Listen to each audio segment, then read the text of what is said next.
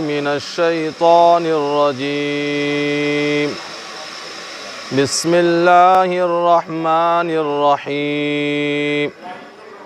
ما كان محمد أبا أحد من رجالكم ولكن رسول الله وخاتم النبيين وكان الله بكل شيء عليما. يا أيها الذين آمنوا اذكروا الله ذكرا كثيرا وسبحوه بكرة وأصيلا. هو الذي يصلي عليكم وملائكته ليخرجكم من الظلمات إلى النور وكان بالمؤمنين رحيما. تحيتهم يوم يلقونه سلام وعد لهم أجرا كريما.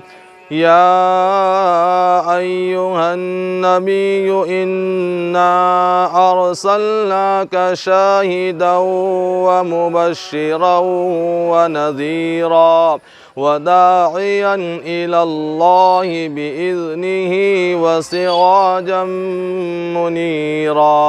وبشر المؤمنين بأن لهم من الله فضلا كبيرا.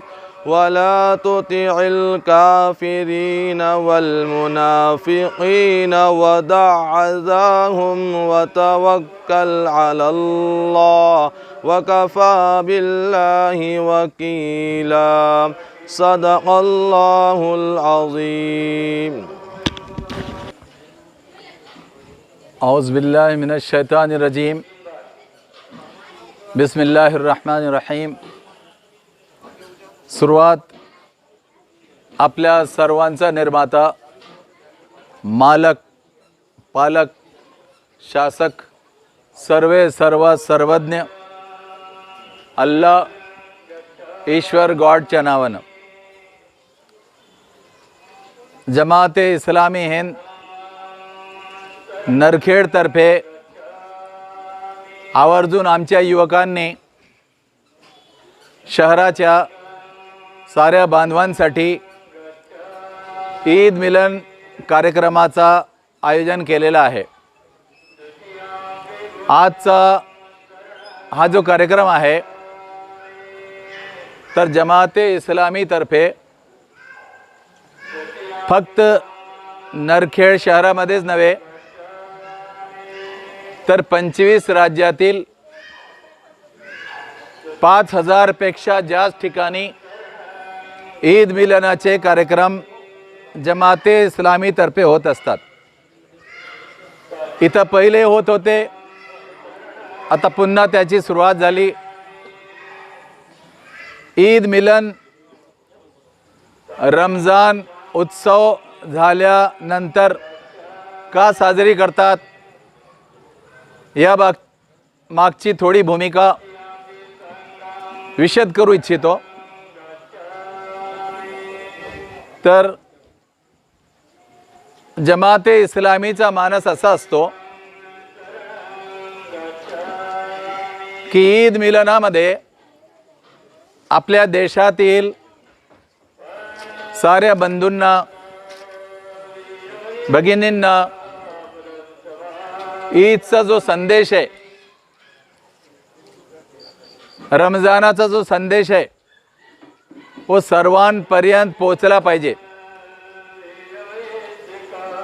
आणि ईद जेव्हा साजरी केली जाते तर 2 प्रकारची मेजवानी आपल्या साऱ्या बांधवांना ती मिळाली पाहिजे. एक तर शिरखुर्म्याची बौद्धिक मेजवानी सर्वांना भेटली पाहिजे आणि यासोबत पवित्र कुराण आणि मानव जातीचे अंतिम प्रेषित मोहम्मद मुस्तफा सल्लल्लाहु अलैहि वसल्लम यांची बौद्धिक मेजवानी साऱ्या मानव जातीला भेटली पाहिजे. या निमित्ताने ईद मिलन कार्यक्रम ठिकठिकाणी 5000 पेक्षा जास्त ठिकाणी जमाते इस्लामी आयोजित करते. आपल्याला माहीत असेल गेल्या महिन्यात पूर्ण विश्वामध्ये, पूर्ण जगामध्ये 1 2 4 ठिकाणी नव्हे तर 223 देशांमध्ये जे 780 कोटी भाऊ आणि बहिणी आहेत, तर त्यापैकी 182 कोटी मुस्लिम बांधव आणि भगिनी यांनी रमजान उत्सव साजरा केला. आणि या रमजान उत्सवामध्ये 2 प्रमुख भाग होते. पहिला भाग असा होता की सूर्योदयापासून तर सूर्यास्तापर्यंत रोजा उपवास पूर्ण करायचा. आपल्याला आश्चर्य वाटेल की जगात ठिकठिकाणी याचा वेळ वेगवेगळा असतो. 223 देशांमध्ये रोजा कुठे 11 तासाचा असतो, 11 तासाचा, तर कुठे 21 तासाचा सुद्धा असतो. 21 तासाचा रोजा. एक देश आहे, त्याचं नाव आहे आइसलँड. आइसलँडमध्ये रोजा 21 तासाचा होता आणि त्यांना खाण्यापिण्यासाठी, नमाजासाठी फक्त 3 तास मिळायचे. तरी पण त्यांनी सुद्धा तो रोजा पूर्ण केला, उपवासाची उपासना पूर्ण केली, 1 महिन्याचे रोजे पूर्ण केले. भारतात 14 तासाचा रोजा होता. भारतात. टर्कीमध्ये 16 तासाचा रोजा होता. तर 11 तासापासून 21 तास कडक रोजा मुस्लिम बांधवांनी, भगिनींनी, आणि एवढंच नव्हे, 7 वर्षाची चिमुकली मुली, 70 वर्षाचे वृद्ध पुरुष, महिला, त्यांनी सुद्धा हा रोजा पूर्ण केला. पहिला भाग आज्ञापालनतेचा, की जेणेकरून काय होईल की सहनशीलता, संयम, सबुरी निर्माण झाली पाहिजे, की जेणेकरून तो जो पवित्र ग्रंथ कुराण आहे आणि मानव जातीचे प्रेषित मोहम्मद मुस्तफा सल्लल्लाहु अलैहि वसल्लम त्यांचा जो मार्गदर्शन आहे तो बऱ्यापैकी आत्मसात करून आचरण करता आलं पाहिजे आणि साऱ्या मानव जातीला मार्गदर्शन करता आलं पाहिजे. तर एक तर असा कडक रोजा की ज्यामध्ये पाण्याचा एक थेंब सुद्धा गिळायचा नाही, अन्नाचा एक कण सुद्धा जिभेवर घ्यायचा नाही, जिभेवर सुद्धा घ्यायचा नाही, तसा कडक उपवास 182 कोटी मुस्लिम बांधवांनी, भगिनींनी जगभर साजरा केला. रमजानचा दुसरा भाग असा होतो की रात्रीच्याला जी संध्याकाळची नमाज असते, इशा सूर्यास्तापासून 1 तासानंतरची, तर त्याच्यानंतर रमजानमध्ये एक विशेष नमाज असते. त्या नमाजाचं नाव आहे तरावी. आणि त्या तरावीमध्ये मुस्लिम बांधवांनी, भगिनींनी, वृद्धांनी, छोट्या मुलांनी, मुलींनी पवित्र कुराणाचा आकलन केलं, उजळणी केली. कुराणाचे 30 खंड, 30 पारे करण्यात येतात आणि दररोज 1 खंड, 1 पारा रात्रीच्याला 1 ते 1.5 तास त्याचा अभ्यास करायचा. तर बहुतेक मुस्लिम बांधव, भगिनी, मुली, वृद्ध, हा दुसरा प्रमुख जो भाग आहे तरावीचा, की तो पवित्र ग्रंथ जो साऱ्या मानव जातीसाठी मार्गदर्शन आहे, त्याचा चांगला आकलन, चांगला अभ्यास, चांगली उजळणी करायची. तर हा दुसरा भाग रमजान मधला. याचबरोबर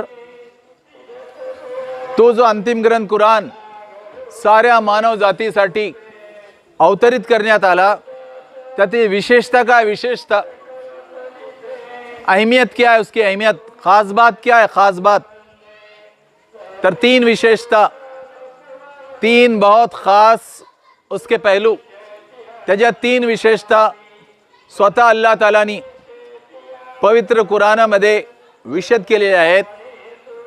की पवित्र कुराणाची जी पहिली विशेषता आहे, पहिली विशेषता अरबीमध्ये सांगतो प्रथम, नंतर मराठीत. तर अरबीतले शब्द आहे हुदल लिन्नास. अरे कुरान काय, पवित्र कुरान काय, मानव जातीसाठी मार्गदर्शक, साऱ्या मानव जातीसाठी मार्गदर्शक. जेवढी मानव जाती आहे 1400 वर्षापासून, तर साऱ्यांना मार्गदर्शनासाठी, उर्दूवाले म्हणतील हिदायतसाठी, हिदायतसाठी, इंग्रजीवाले म्हणतील गायडन्ससाठी, गायडन्ससाठी, तर साऱ्यांच्या मार्गदर्शन, हिदायत, गायडन्ससाठी कुरान अवतरित करण्यात. अब जहाँ से चल जाओ, वो दे रख देते हो, जाओ. हा मार्गदर्शन अवतरित करण्यात आलं. दुसरी जी महत्वाची विशेषता पवित्र कुराणाची आहे अरबीत बय्यिनातिम मिनल हुदा. मराठी अर्थ काय, मार्गदर्शनासाठी अगदी सुलभ, अगदी सोपा, अगदी समजणारा, स्पष्ट समजणारा, बय्यिनातिम मिनल हुदा. तिसरी विशेषता पवित्र कुराणाची आपल्या सर्वांचा निर्माता अल्लाह ईश्वर त्यांनी जो दिलेला आहे की हा कुरान अल फुरकान आहे. अल फुरकान, अल फुरकानचा मराठी भाषांतर फरक करून दाखविणारा, उर्दूमध्ये फर्क करने वाला, इंग्रजीमध्ये सेपरेट करणारा. तर इतका स्पष्ट असा तिसरी विशेषता पवित्र कुराणाची अल फुरकान. आणि या निमित्ताने मग आपल्याला माहिती असेल की मानव जातीचे अंतिम प्रेषित मुहम्मद मुस्तफा सल्लल्लाहु अलैहि वसल्लम एकटे होते. त्या एकट्यांनी पवित्र कुरान मानव जाती समोर प्रस्तुत केलं. तर आता सध्या 1, 2, 4 नव्हे, तर 223 देशांमध्ये त्यांना मानणारे, पवित्र कुराणाला मानणारे अहो किती लोक, 182 कोटी.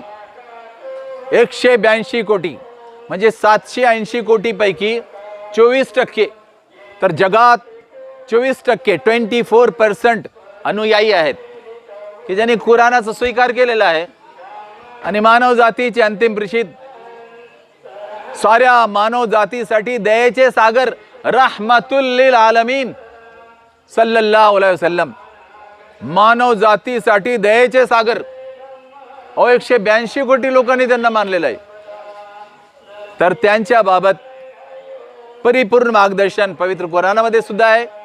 आणि त्या पवित्र कुराणानुसार आचरण कसं करायचं, आचरण, अमल कैसा करना चाहिए, प्रैक्टिस कैसी करना चाहिए, तर परिपूर्ण मार्गदर्शन मुहम्मद मुस्तफा सल्लल्लाहु अलैहि वसल्लम साऱ्या मानव जातीला दाखवलं. याचबरोबर त्या पवित्र कुराणाच्या थेरीमध्ये, कारण कुरान थेरी आहे, थेरी, आणि मानव जातीचे अंतिम प्रेषित मुहम्मद मुस्तफा सल्लल्लाहु अलैहि वसल्लम प्रॅक्टिकल आहे. प्रॅक्टिकल म्हणजे थेरीचा भाग सुद्धा आला, प्रॅक्टिकलचा भाग सुद्धा आला.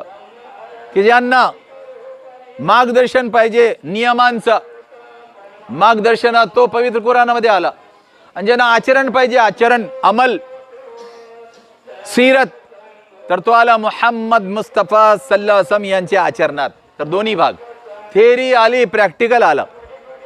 आणि यासाठी आभार प्रदर्शन म्हणून की कुरान सारखं इतकं मोठा वरदान, उपहार, गिफ्ट, आणि मुहम्मद मुस्तफा सल्लल्लाहु अलैहि वसल्लम सारखे गिफ्ट, उपहार, रहमतुल लिल आलमीन, ओ याच्यासाठी आभार प्रदर्शन 1, 2, 4 नव्हे, 182 कोटी बांधवांनी, भगिनींनी 223 देशांमध्ये आभार प्रदर्शन व्यक्त केला पूर्ण महिनाभर. दुसऱ्या टप्प्यात पवित्र कुराणाच्या अनुसार आणि मोहम्मद मुस्तफा सल्लल्लाहु अलैहि वसल्लम यांनी मार्गदर्शन काय दिलं? मार्गदर्शन तर 5च मोठे मोठे तत्व सांगतो. अगदी थोडक्यात 5 तत्व, 5 उसूल, 5 अहम बातें, 5 मुख्य तत्व. पहिला कोणता?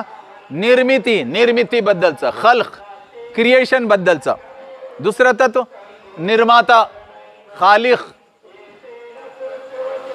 आणि क्रिएटर बद्दल दुसरा. तिसरा तत्व उद्देशाबद्दल, की जीवनाचा उद्देश काय आहे, जिंदगी का मकसद क्या है, what is the aim of life. तर जीवनाच्या उद्देश बद्दल तिसरा महत्वाचा मुद्दा आदेश, आदर्श, तत्व, तर्क. पैगंबर मोहम्मद सलामनी कुराणाद्वारे साऱ्या मानव जातीला दिला. चौथा महत्वाचा मुद्दा जीवन जगण्याचा, जिंदगी गुजारने का मार्ग कोणता आहे, तो मार्ग सुद्धा पवित्र कुराणाने आणि मोहम्मद मुस्तफा सल्लल्लाहु अगदी स्पष्ट, सोपा, सुलभ साऱ्या मानव जातीला दिला. चौथा तत्व. पाचवं तत्व जीवनाचा अंत, मृत्यू, शेवट, एंड ऑफ लाईफ, जिंदगी का अंजाम, मौत. तर त्याबद्दल सुद्धा परिपूर्ण माहिती, चांगला मार्गदर्शन, अगदी स्पष्ट मार्गदर्शन त्या 5व्या तत्वाबद्दल पवित्र कुराणामध्ये आणि मोहम्मद मुस्तफा सल्लल्लाहु अलैहि वसल्लम यांनी आचरणातून दाखवून दिला. थोडक्यात सांगतो. निर्मितीला आपण काय मानता? बऱ्याच लोकांना माहिती नाही, ज्ञान नाही आणि आस्था नाही. कसं? सर्वांचे पहिले माता पिता कोण आहे माहित आहे का? बऱ्याच लोकांना माहित नाही.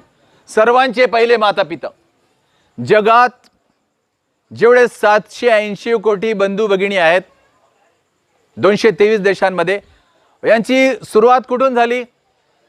हे कोणाची संतती, ही कोणाची उत्पत्ती, कोणापासून झालेली उत्पत्ती? तर ते मानव जातीचे पहिले पिताजी, पहिले माताजी. कारण मी जगातल्या, भारतातल्या साऱ्या धर्मांचा अभ्यास केलेला आहे गेल्या 43 वर्षांपासून. तर मला थोडीशी माहिती आहे.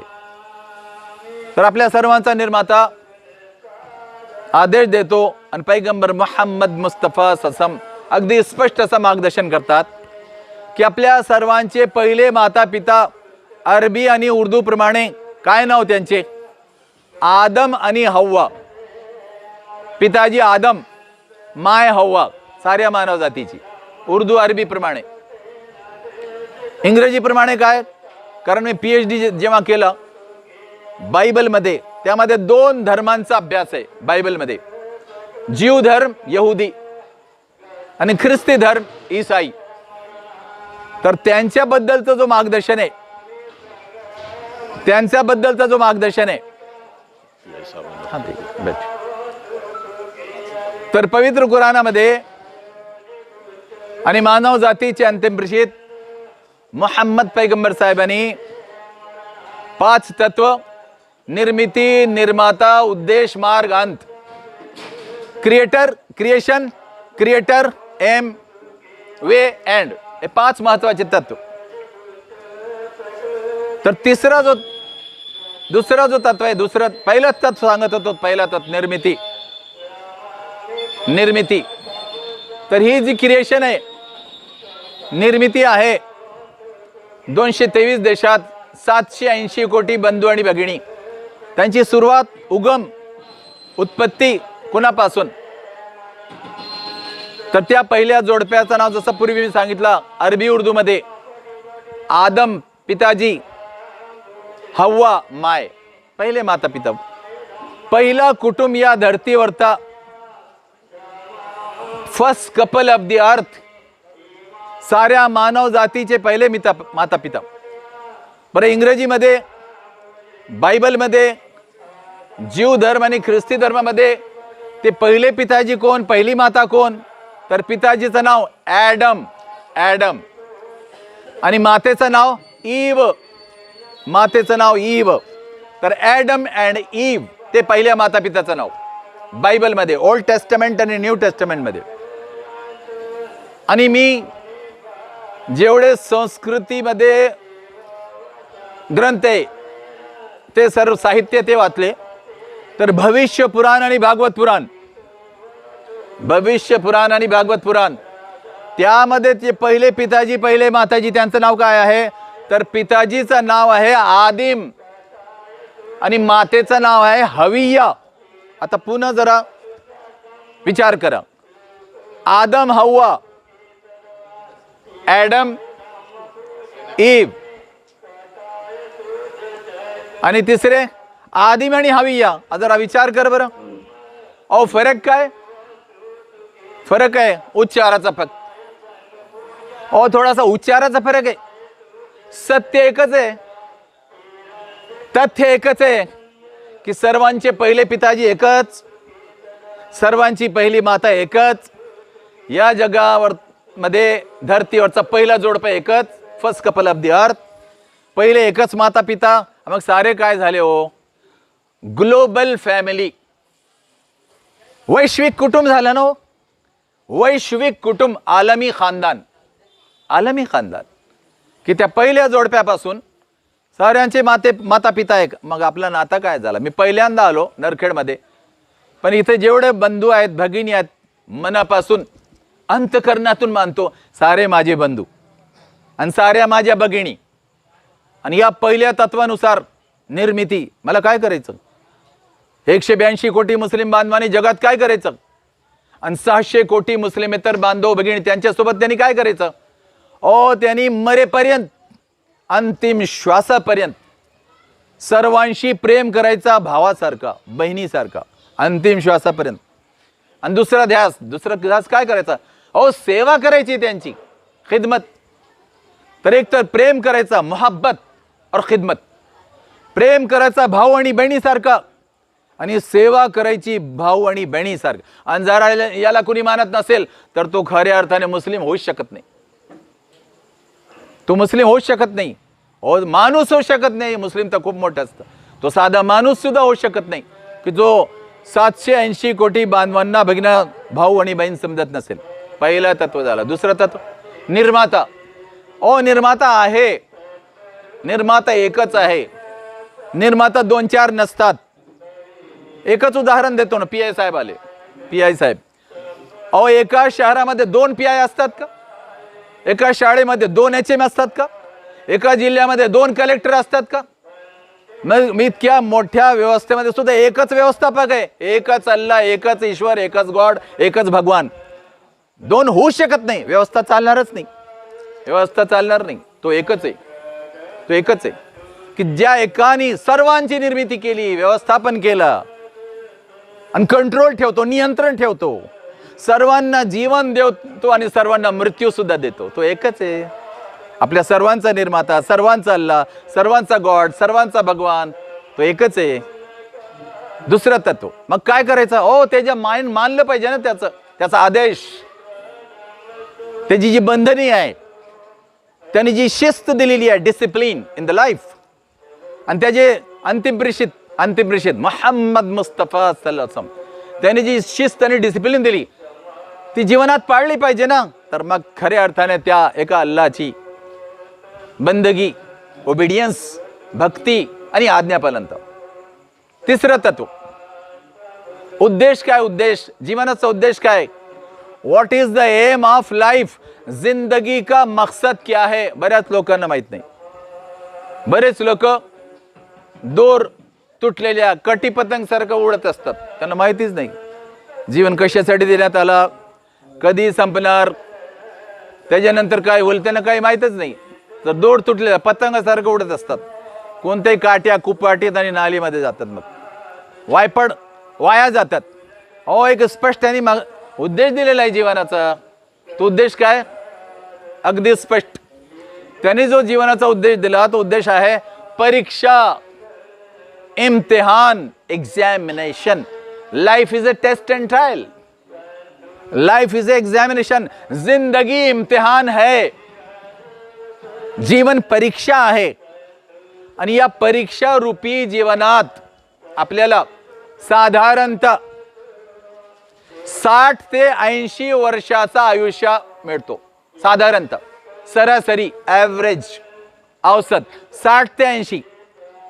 आणि आजकाल तर 40 वर्षापासूनच एक तर लोक आडवे होतात, नाहीतर वाकडे होतात, नाही तर आडवे होतात. 40 पासूनच कुठे BP सुरू झाला, कुठे शुगर सुरू झाली, कुठे हाडांचे दुखणे सुरू झाले. वय अजून कमी होते, ती सरासरी अजून कमी होते. पण साधारणतः 60 ते 80, 60 to 80, this is the average age of human beings in the world. तर ही वस्तुस्थिती आहे. आणि त्यांनी आदेश दिला की तुम्हाला सर्वांची परीक्षा चालू आहे, परीक्षा इम्तिहान चल रहा है, सबका एग्जाम चल रहा है. मग काय करायचं या परीक्षेमध्ये? अहो, सदाचार करायचा, व्यभिचार करायचा नाही, पुण्य करायचे, पाप करायचे नाही, सत्कर्म करायचे, कुकर्म करायचे नाही. नेकी करना है, गुनाह करना नहीं है. You must to do good things, true things, not evil deeds. वाईट कर्म करायचे नाही, हा त्याचा आदेश, आणि तो मानलाच पाहिजे. कारण जीवन त्याने दिलं, मृत्यू तोच देणार आहे. तुम्ही जाणार कुठे? मी जाणार कुठे? ते मग अमेरिकेतले जाणार कुठे? जपानचे असो, कुणी असो, वैज्ञानिक दृष्टिकोनातून किती सक्षम असो, पैशाच्या दृष्टिकोनातून किती पडणार कुठं? सुटका कशी होणार? होणारच नाही. आयुष्य 60 ते 80, 60 ते 80. बरं, चौथा जो तत्व आहे, चौथा जो तत्व त्या पवित्र कुराणामधून आणि मानव जातीचे अंतिम प्रसिद्ध मोहम्मद मुस्तफा समी आचरणातून दिला. चौथा तत्व, मार्ग काय? मार्ग, what is the way of life? जीवनाचा मार्ग कोणता? जिंदगी का तरीका और रास्ता क्या है? जीवनाचा मार्ग त्यांनी दाखवला, त्यांनी दिला आपल्या मानव जातीला, आपल्या संततीला. काय तो मार्ग? त्यांनी दाखवला की पहा, इस्लाम तुम्हाला एक व्यवस्था देतो, व्यवस्था, कर्मकांड नव्हे, व्यवस्था, सिस्टम, कोड ऑफ कंडक्ट, आचारसंहिता. तर इस्लाम नावाची आचारसंहिता, व्यवस्था, निजाम त्यांनी साऱ्या मानव जातीला दिली. बर, इस्लामचा अर्थ काय हो? बऱ्याच मुस्लिम बांधवांना माहित नाही इस्लामचा अर्थ काय. मी सांगतो 3 अर्थ. इस्लामचा पहिला अर्थ शांती, मराठीमध्ये, इंग्रजीमध्ये पीस, उर्दू वाले बोलेंगे अमन. शांती, पीस, अमन, पहिला अर्थ. इस्लामचा दुसरा अर्थ सुरक्षितता, तहफ्फुज, सिक्युरिटी, दुसरा अर्थ. इस्लामचा तिसरा अर्थ समर्पण, हवाले होना, सरेंडरन्स. तर हा तिसरा मत, जो परिपूर्ण, ज्याला शांती पाहिजे, ज्याला परिपूर्ण सुरक्षितता पाहिजे स्वतःसाठी, घरच्यांसाठी, समाजासाठी, तर समर्पित व्हावं लागतं, हवाले होना पड़ता, सरेंडर होना पड़ता. उसको जिसके है, उसको जिसने मोहम्मद मुस्तफा सम मानव जातीचे अंतिम प्रसिद्ध त्याद्वारे एक मार्गदर्शन दिलेलं आहे, त्याला समर्पित व्हायचं. तर समर्पण तिसरा अर्थ इस्लामचा. आणि जर मुस्लिम सुद्धा मानत नसाल तर त्यांना शांती मिळणार नाही, सुरक्षितता होणार नाही. जर समर्पित होत नसतील तर मग तो शेख असो का सय्यद असो का कुरेश असो, कोणी असो. तर हा चौथा महत्वाचा तत्व. आणि यामध्ये पुढच्या टप्प्यात शेवटच्या चरणी अहो, तो जो जीवनाचा मार्ग आहे, जीवनाचा मार्ग,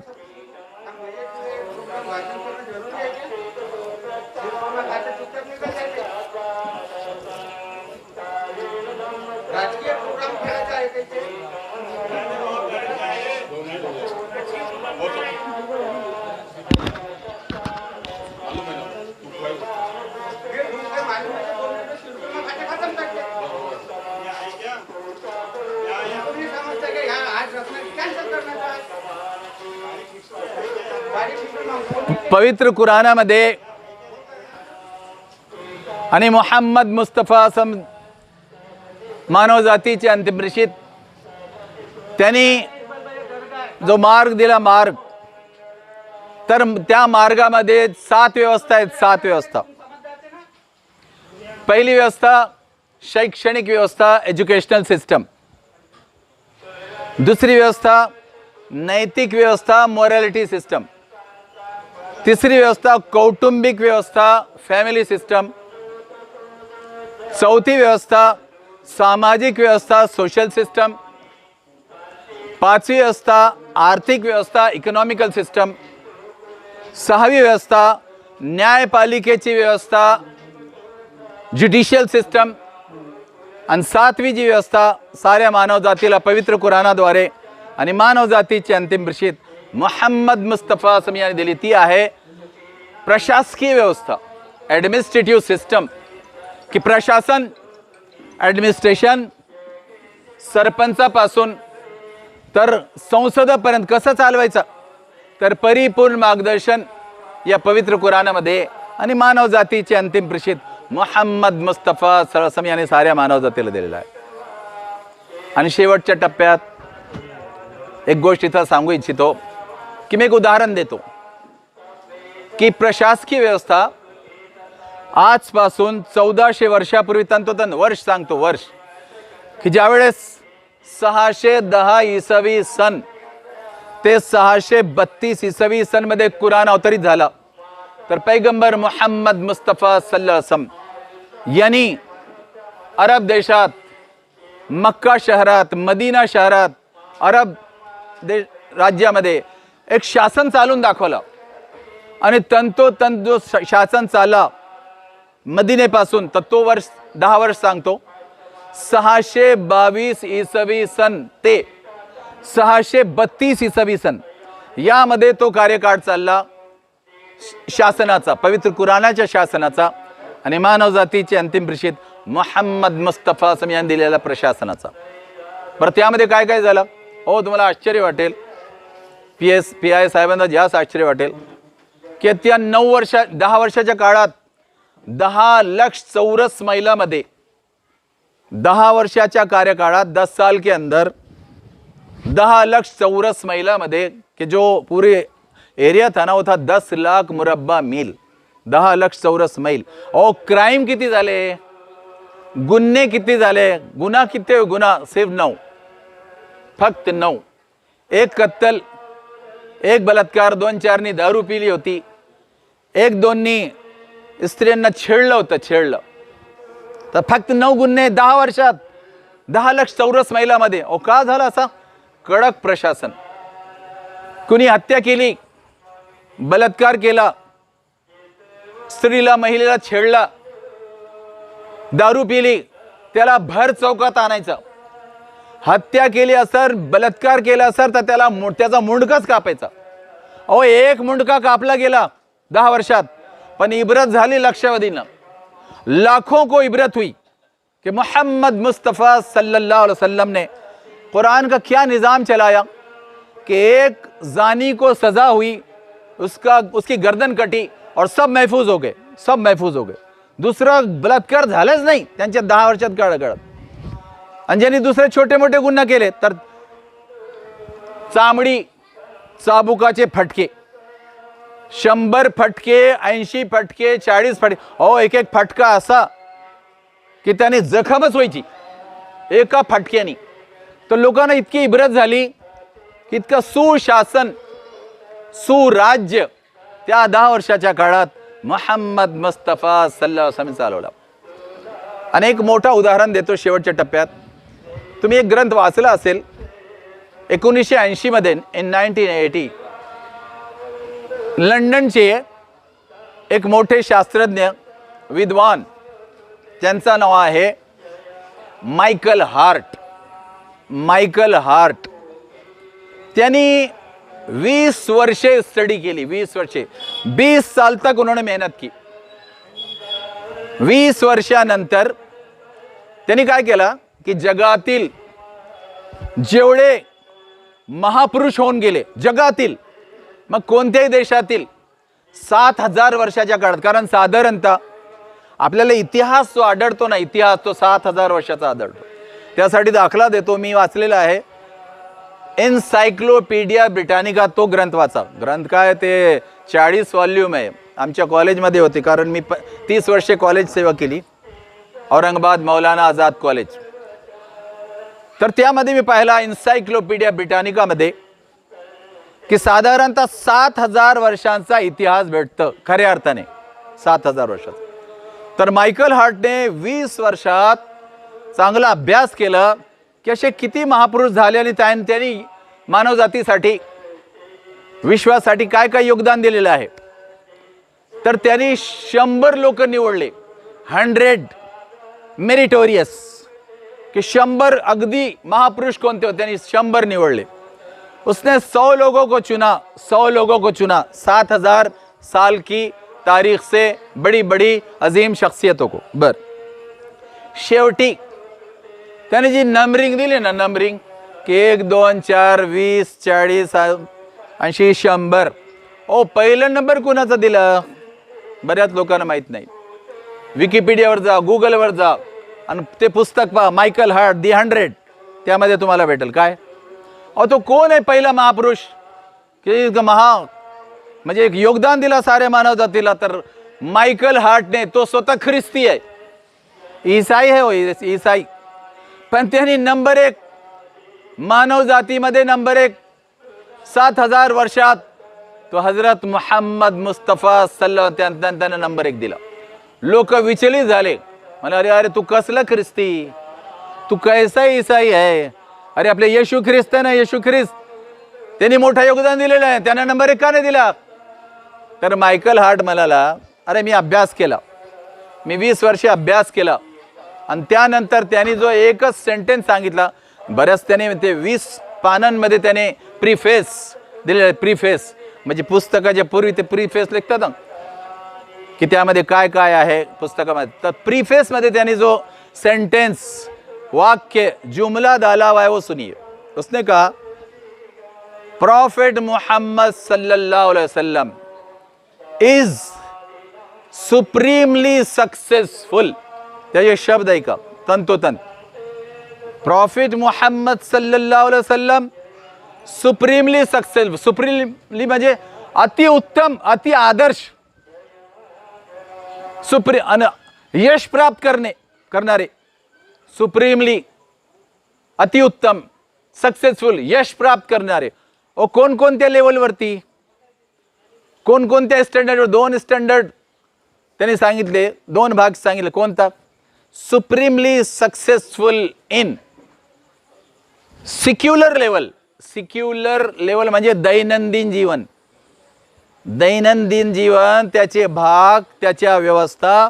तर त्यांनी सांगितलं ही supremely successful on secular level, म्हणजे जीवनाच्या कोणत्याही पैलूत तुम्ही पहा, त्या 100 लोकांना, कित्येक हजार लोकांना, आणि पहा मोहम्मद मुस्तफा सल्लल्लाहु अलैहि वसल्लम यांना. तर त्यांनी सांगितलं ही supremely successful on secular level. आणि दुसरा भाग कोणता? रिलिजियस लेवल, आध्यात्मिक भाग. एक तर दैनंदिन जीवनाचा भाग आणि दुसरा आध्यात्मिक भाग. तर तो असं म्हणतो की he is the only person supremely successful on both religious level and secular level. That's why I have given number 1 to the Prophet Muhammad sallallahu alaihi wasallam. लोक इतके दचकले बिचकले, त्याला वाईट म्हणाले, पण त्याला तुम्ही अभ्यास करा ना, अभ्यासाशिवाय मानू नका, अभ्यास करा. आणि जर अभ्यासा अंती तुम्हाला असा कळाला की मी खोटं लिहिला, तर मग पुस्तक परत घेतो, मी पुस्तक परत घेतो ना, आणि तुम्ही नंबर द्या. तुमचं दिलेलं मेरिटोरियस ऑर्डर, तुम्ही दिलेले नंबर मी देतो ना, पण अभ्यास करून या ना. तर त्याने असा दाखला दिला. बरं, शेवटच्या टप्प्यात 5वा भाग राहिला होता तत्वाचा. 4 तत्व सांगितले होते, 7 व्यवस्था सांगितलं. पहिला सांगितलं होता निर्मिती, दुसरा निर्माता, तिसरा जीवनाचा उद्देश, मार्ग, आणि शेवटचा राहिला अंत. जीवनाचा अंत समोर आहे. आता मी घरच्यांना सांगून आलो, PI साहेब औरंगाबादहून, आता सध्या नाशिकला आहे, 750 किलोमीटर. मी पत्नीला सांगितलं, मुलाला सांगितलं, 10वीत आहे, की बाबा माझी वाट पाहू नको बरं का, समजा एखादा ॲक्सिडेंट झाला तर ऑनलाईन दुआ करायचं ना, ऑनलाईन प्रार्थना, कारण प्रार्थना तर ऑनलाईन जाते ना, त्याला काय जवळ यायची गरज काय त्याला. तर मी ते दचकले, थोडे दुःखी सुद्धा झाले, राग सुद्धा आला त्याने. असं काय बोलता तुम्ही जाताना आणि येताना? अरे म्हटलं ते होऊ शकतं ना, असं काय, नेहमी तयार राहायचं ना, तयार राहायला पाहिजे, मौत के लिए तयार रहना चाहिए, बहादुरी की बात आहे. तर मी त्याने सांगितलं की मी तर आपले जे सहकारी ना त्यांना सांगेन, हा ठीक आहे, त्यांना सांगेन की बाबा मी जर सर समजा इथं सकाळी प्रोग्राम झाला बिनाला, आता प्रोग्राम नरखेडला, जर इथं नरखेडला मेलो तर इथं 2/6च्या थडग्यात टाका ना, मला काय तिथं. आणि ते म्हणाले आम्ही ॲम्ब्युलन्स लावू, परत घेऊन आणू 750 किलोमीटर. मी त्यांना म्हणावलं कशाला पैसे खर्च करता, अहो तेवढे पैसे गरिबांना द्या ना, तेवढे पैसे समाजसेवेसाठी द्या ना, कशाला माझ्यात म्हणजे शवावर कशाला खर्च करता, मृत्यू झालेल्या माणसावर कशा केलं करता. तुम्ही त्याला सांगितलं मृत्यू कधी येईल. मला संस्कृतचा एक शब्द खूप आवडतं. ओ मृत्यू काय, क्षणभंगूर, क्षणात भांगणारा जीवन. आणि मृत्यू काय, अटळ. जीवन क्षणात भांगणारा आणि मृत्यू अटळ आहे ना. तयार राहावं लागतं त्यासाठी की ज्यावेळेस आज्ञा येईल, अल्लाह आज्ञा, देव आज्ञा, गॉड आज्ञा, हो तयार राहा ना. पण कसे तयार राहतात, असे का पाप करताना, व्यभिचार करताना, शत्रुता पसरविताना नाही, पुण्य करताना, सदाचार करताना, सत्कर्म करताना, साऱ्यांच्या भल्यासाठी काम करताना, मित्रता पसरविताना, असे जाओ अल्लाकडे, ईश्वराकडे, गॉडकडे, भगवानकडे. तर असा मृत्यू आपल्याला अभिप्रेत आहे. आणि शेवटच्या टप्प्यात फक्त 6 अधिकार काय पी.आय. साहेब, तुम्हाला तर माझ्यापेक्षा जास्त माहीत आहे, पण ते आपल्या सर्वांना द्यायचे 6 अधिकार. शेवटचे अगदी 1-1.5 मिनिट घेईन. आपल्याला 6 अधिकारांसाठी झटायचं आहे मरेपर्यंत. जमाते इस्लामी हिंद तर गेल्या 81 वर्षापासून 25 राज्यात या 6 अधिकारांसाठी झटत आहे. शाकीर फलाई साहेब संघटक जिल्ह्याची, नागपूर जिल्ह्याचे, त्यासाठी झटत आहे. कोणते 6 अधिकार आहेत? What are the 6 rights of the human beings. म्हणजे 140 कोटी आपल्या भारतातले बंधू भगिनी असो, का 12.5 कोटी आपल्या राज्याचे बंधू भगिनी असो, का पूर्ण विश्वाचे, का देशाचे, समजा जाऊन द्या 140 कोटी बंधू भगिनी. अहो 6 अधिकार काय महत्वाचे. पहिला, अन्न, फूड सर्वांना मिळालंच पाहिजे. 140 कोटी बांधवांना भगिनी मिळालंच पाहिजे. दुसरा, निवारा, आज वस्त्र, दुसरा वस्त्र, क्लोथिंग, कपडे सर्वांना मिळालेच पाहिजे चांगल्यापैकी. तिसरा, निवारा, घर, होम, शेल्टर सर्वांना मिळाला पाहिजे. चौथा, शिक्षण, एज्युकेशन, तालीम सर्वांना मिळालीच पाहिजे. 5वा, आरोग्य, हेल्थ, सेहत या सर्व्हिसेस आपल्या साऱ्या 140 बांधवांना भगिनी मिळालेच पाहिजे. एकतर मोफत द्या, नाहीतर कमी खर्चात. यासाठी आपल्याला संघर्ष करायचा सारे 140 कोटींना. आणि 6वा जो अधिकार आहे तो आहे सामाजिक सलोखा, ज्याच्यासाठी पी.आय. साहेब झटत असतात, त्यांचे सहकारी झटत. सामाजिक सलोखा सर्वांना भेटला पाहिजे.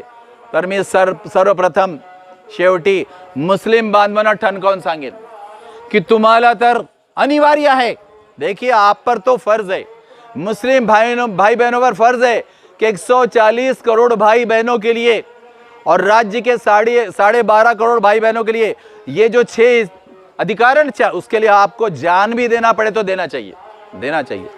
लेकिन ये 6 अधिकारों के लिए संघर्ष करना चाहिए, झटना चाहिए.